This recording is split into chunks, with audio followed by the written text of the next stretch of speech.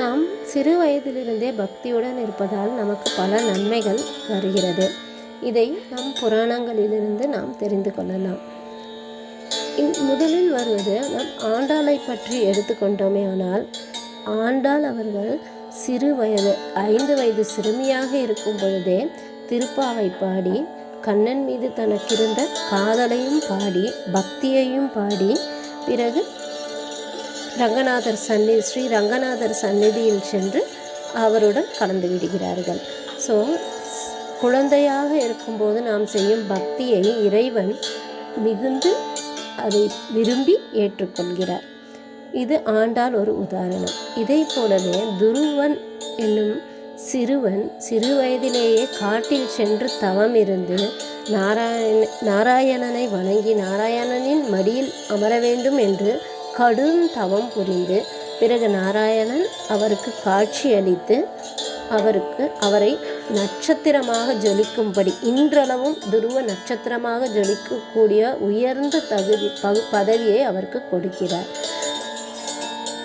அது மட்டுமல்லாமல் பிரகலாதன் தன்னுடைய தாயின் கர்ப்பத்தில் இருக்கும்போதே நாராயணனை பற்றி தெரிந்து கொண்டு நாரதர் மூலமாக தெரிந்து கொண்டு சிறந்த பக்திமானாக பிறக்கிறான். நாராயணன் மேல் மிகுந்த பக்தியுடன் இருக்கிறான்.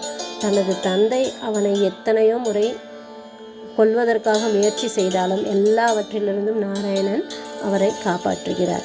அது மட்டும் அல்லாமல் அந்த பிரகலாதனை ஹிரண்யகசிபு, அதாவது அவனுடைய தந்தையான ஹிரண்யகசிபு தாக்குகிறார் என்ற கோபத்திலும் இருக்கும் பொழுது அந்த குழந்தை இறைவன் எங்கும் எல்லாவற்றிலும் இருக்கிறார் என்று கூறும்பொழுது இந்த தூணில் இருக்கிறாரா என்று ஹிரண்யகசிபு கேட்ட பிறகு இந்த தூணிலும் இருக்கிறார் என்று கூறிய போது அவர் நரசிம்மராக வந்து அந்த ஹிரண்யகசிபை கொன்று விடுகிறார்.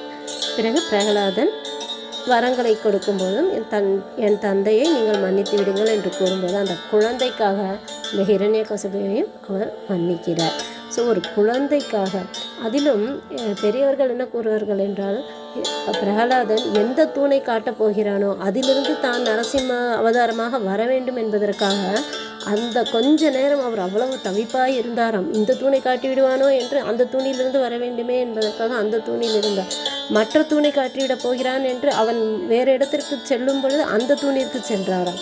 அப்படி அவர் தவித்து குழந்தை எந்த தூணை கூறுகிறாரோ அந்த தூணிலிருந்து நாம் வந்துவிட வேண்டும், அந்த குழந்தையின் சொல்லை நாம் நிரூபித்து விட வேண்டும், அது உண்மை என்று நிரூபித்து விட வேண்டும் என்று அவர் அவ்வளவு சுறுசுறுப்பாக அங்கும் இங்கும் ஹிரண்யகசிபு இந்த தூணை காட்டப் போகிறாரா அந்த தூணை காட்டப் போகிறாரா என்று அவ்வளவு தவிப்பாய் இருந்தாராம். அந்த சிறு குழந்தையின் பக்திக்காக அந்த பெருமாள் அந்த அளவுக்கு அந்த பக்தியை ஏற்று பக்திக்காக அவ்வளவு இறங்கி வந்திருக்கிறார்.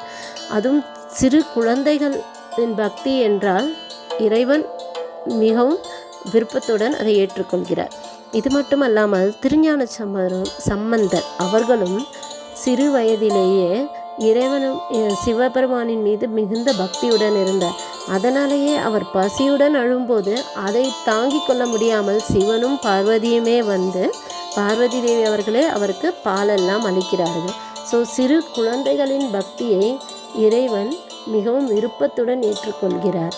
அதனால் நம் குழந்தைகளையும் பக்தியுடன் வளர்ப்பதை நாம் குறிக்கோளாக வைத்து கொள்ள வேண்டும்.